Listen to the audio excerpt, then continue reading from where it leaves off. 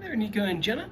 This is your video lesson for today. I hope you guys are doing well and everything. And if you have any questions at the end of this video, please feel free to shoot me a message back, ask anything you like, or if you'd like to me to dive into something with a bit more detail, I don't mind at all.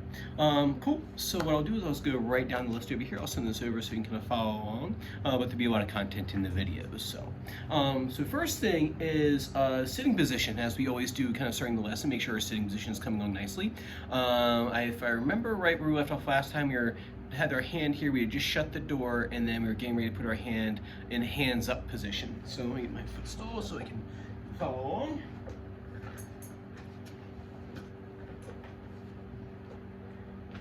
All right, so where we are right now is we have the guitar up here in like rocket ship position, right? Our guitar is aimed this way. My foot is up here on the gas pedal. Just like that. You can't see it, you probably see it's there.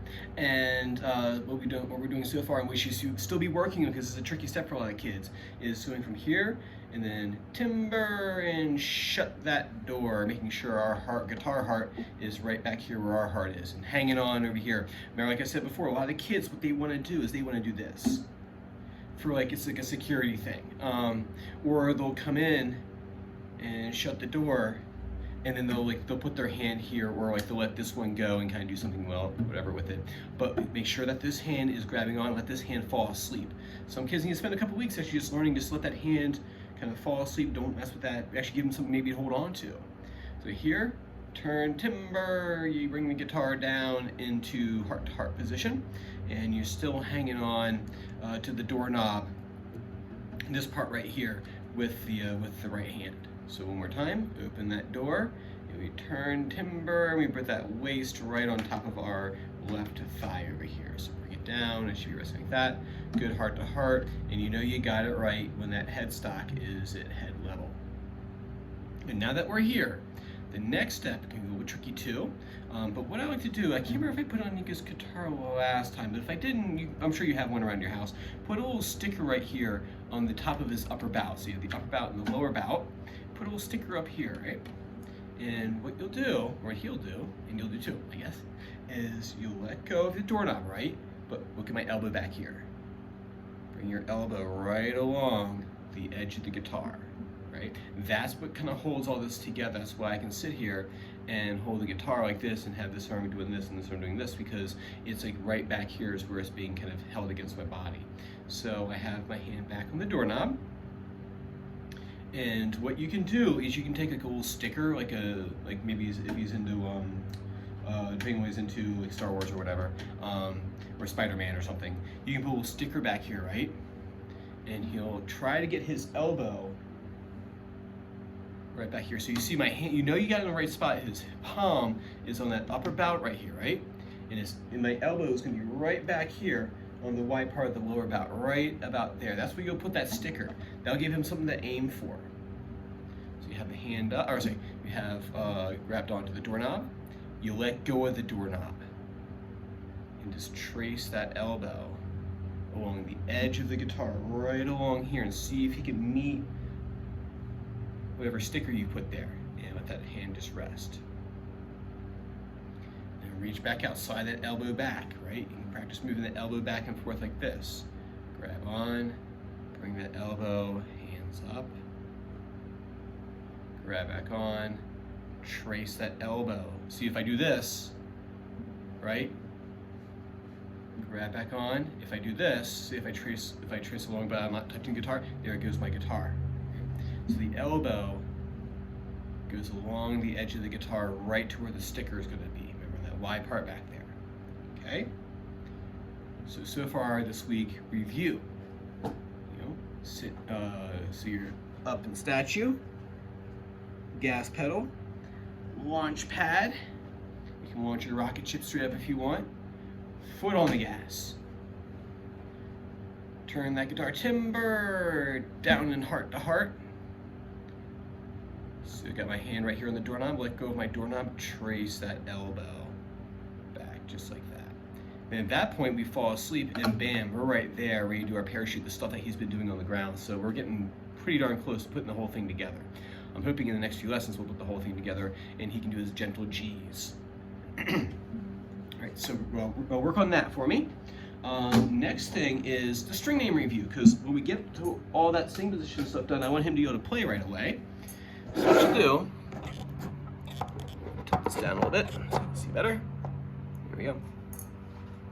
So you can do this on the floor, kind of like how we usually do with crisscross applesauce, and you have it in front, and then hands behind your back. We're going to do a string name review. Okay, so third string from the bottom. So you got string 1, 2, 3, 4, 5, 6. Bigger string, bigger number. It just makes sense to call it that.